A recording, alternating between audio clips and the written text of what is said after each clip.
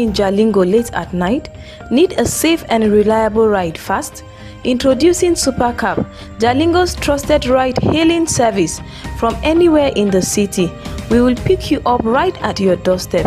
Book a ride in seconds. Safe, fast and affordable. Visit www.supercab.com.ng or download the Supercab app today. Supercab, your ride, your way.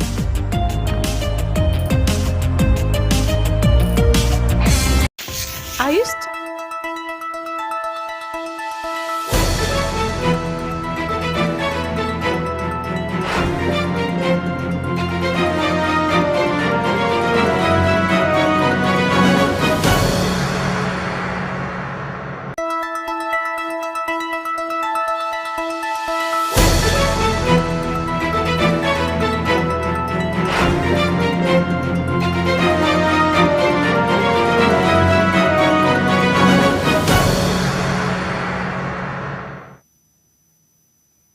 Good afternoon, viewers.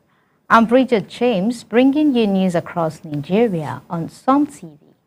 We are broadcasting from Jalingo, Taraba State. Follow us on Facebook at Som TV and subscribe to our YouTube channel at Som TV Live for live updates. And now the top headlines. In Akwa Ibom State, the anti-crime operatives arrest village head for allegedly shooting his sister over palm fruits. In Oyo State, the former communication minister, Barrister Adebayo Shitu, declares intention to run for 2027 governorship. Also, report from Lagos State has it that Reverend Sam Obedegbe praises First Lady Oluremi Tinubu's nationwide empowerment program. Now the news in full. Starting with Akwa Ibom State, anti-crime operatives of the Akwa Ibom State Police Command have arrested Chief Friday Jonah Omoren, village head of Igbawe in Abak local government area, for allegedly shooting his sister, 32-year-old Uwana Afyong Friday Young, during a dispute over palm fruits. DSP Thimfon John said the incident occurred around 2:30 p.m. with the victim shot in the head, and it was rushed to the hospital, where she's reportedly stable. Police recovered a single-barrel gun believed to have been used, and preliminary investigations point to a misunderstanding over palm fruit. Chief Omoren is in custody, with authorities confirming legal proceedings. In Yola, as Adamawa State prepares for its 2025 PDP party congresses, key stakeholders convened Monday at the Government House, Yola, focusing on unity and youth empowerment. State Party Chairman Barrister A.T. Shetu lauded the party's achievement and thanked members for their support, hinting this could be his final high-level meeting as chairman.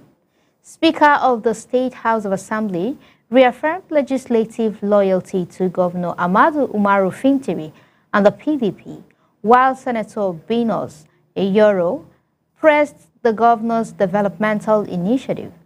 Governor Fintiri emphasized investing in youth and called for smooth, transparent ward congresses. Attendees stressed discipline, unity, and inclusion of young people in the decision-making to strengthen the party ahead of the election.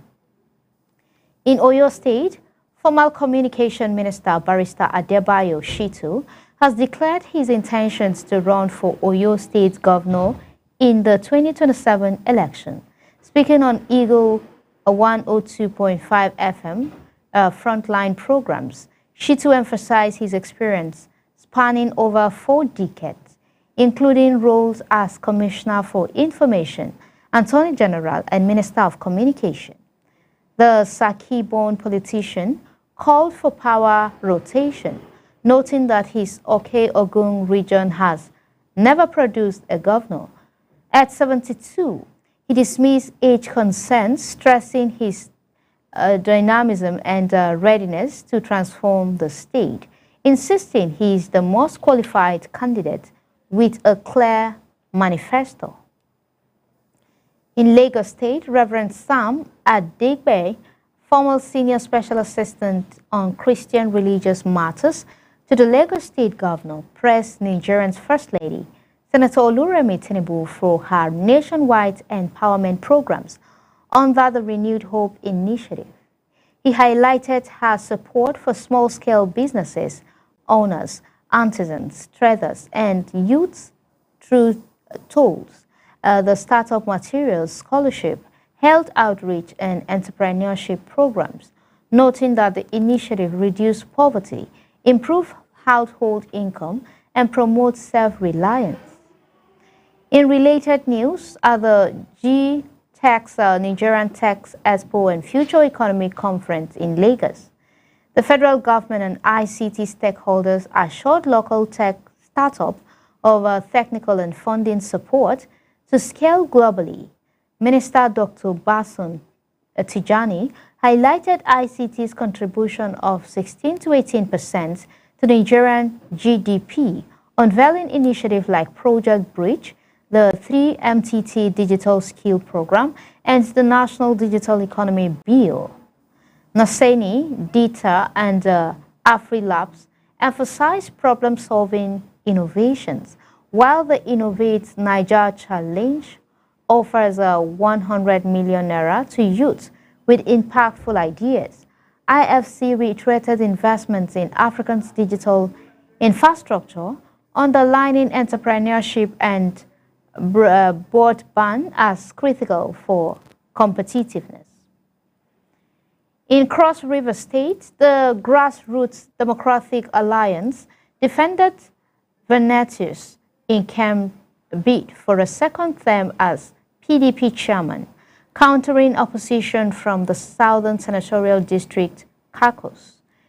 GDP accused the caucus of being ADC-sponsored, an imposter cartel, and praised Nkem's track record, asserting that PDP's future should remain with loyal members.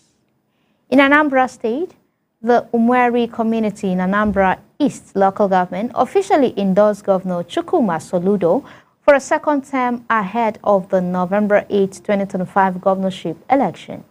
During the 2025 Umweri New Yam Festival, Dr. John Machi, President General of the Umweri General Assembly, he said the people resolved to re-elect Soludo and his deputy, Dr. Onyekachukwu Ibezim, to consolidate developmental projects. He pledged grassroots mobilizations for a landslide victory, affirming unity among youths, women, and stakeholders. In Taraba State, Honorable Shitu Apna, newly elected lawmaker representing Karim 1 constituency in the Taraba State House of Assembly, has been advised to prioritize legislative duties over personal or external interests. Elected on August 23, 2025, under the APC platform, Apna received the charge from Speaker John Kizito Bonzina during his swearing-in Jalingo. The Speaker urged collaboration with colleagues, avoiding manipulations, and focusing on initiatives benefiting the entire state. Apna pledged to promote security, youth skill development, and local development.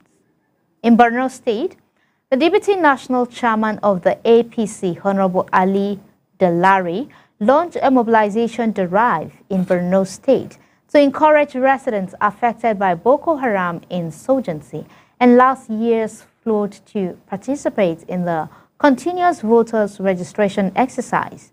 Speaking in Dalori, Kadunga local government area, Dalori emphasized registering displaced persons and youth who reached voting age since 2023, ensuring they exercise voting rights in 2027. Community leaders and residents pressed the initiative, forming women's group to sensitize those who lost voters' card due to insecurity or natural disaster. In Rivers State, the movement for the survival of the Ijaw ethnic nationality in the Niger Delta pressed Rivers State's traditional rulers, King Asari, Dankubo and King Lawrence Odum Baboy for intervening in the OML 18 Broad dispute. The peace meeting opened channels of communication with the Nigerian National Petroleum Company Limited and fostered progress in addressing community concern.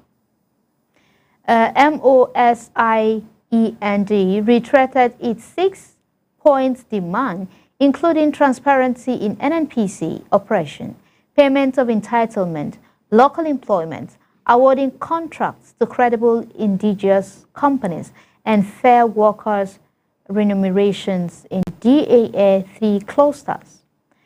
Going to federal matters and national policies, the Raw Materials Research and Development Council endorsed President Tinubu's 6-month suspension of raw share nut export, aiming to boost local processing and add value, empower rural women.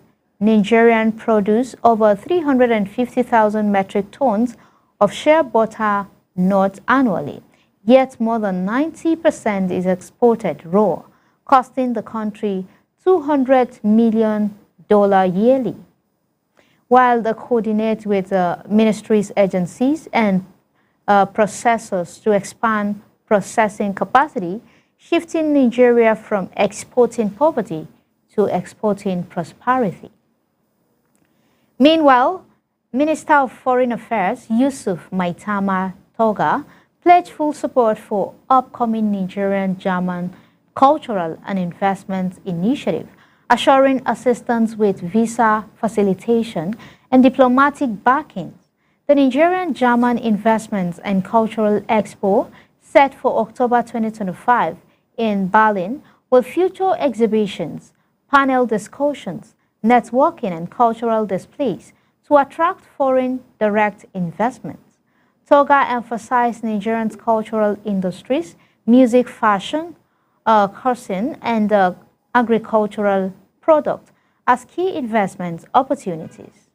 Also, the Association of Resident Doctors of at the Abubakar Tafawa Balewa University Teaching Hospital, Bauchi, threatened to strike over unpaid allowances. Signed by ARD President Dr. Adamu Dangbuza and Secretary Dr. Salisu Mohammed Mukhtar, the communique gave hospital management a 2-week ultimatum to settle remaining accruement allowances. HCBUTH is reportedly the only hospital in the Northeast yet to clear these dues, and non-compliance by September 17, 2025 could disrupt industrial harmony. It's now time for a brief commercial break. Stay with us. The most captivating stories are just moments away. Please don't go away.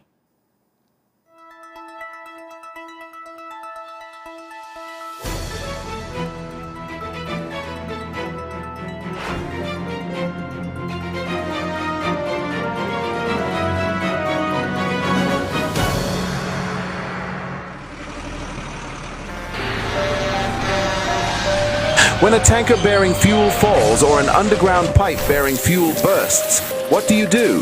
Scooping fuel in your bucket or running far away from impending fire? You have a few seconds to take the wisest decision. Walk away? No, that is not enough. Shift? No, that is not enough. Stay there and gist and take shots with your phone? That is madness.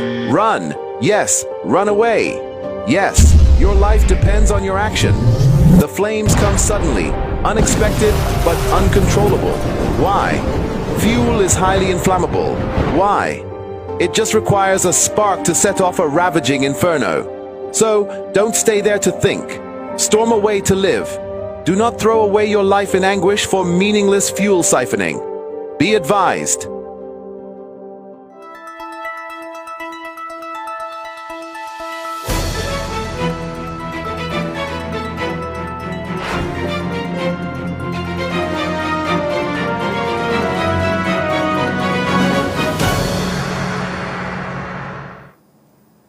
Welcome back. We're glad you're still here with us. On the maritime and custom updates, The Apapa commander of the Nigerian Customs Service generated 3.7 trillion naira in revenue over 16 months under ACG Babatunde Olomo, intercepting contraband including firearms, expired drugs, banned substances, stolen vehicles, and drones. Customs CG Bashir Adewale Adeniyi commended the command for safeguarding national security and encouraged engagement in legitimate threats. Additionally, the Secretary General of the International Maritime Organization, Arsenio Dominguez, will visit Nigeria from October 2nd to 4th, 2025, touring Nigerian's Navy installations and NIMASA facilities in Lagos. NIMASA DG Dr. Dayo Moberla highlighted the strong partnership with Nigerian Navy, which has successfully reduced piracy and maritime crimes, while Rear Admiral Michael Georgery pressed continued collaboration as vital for maritime sector growth and international cooperation. That brings us to the close of this compelling edition of News Across Nigeria on Som TV. The heartbeat of the nation never stops, and neither do we. Stay connected with us on Facebook.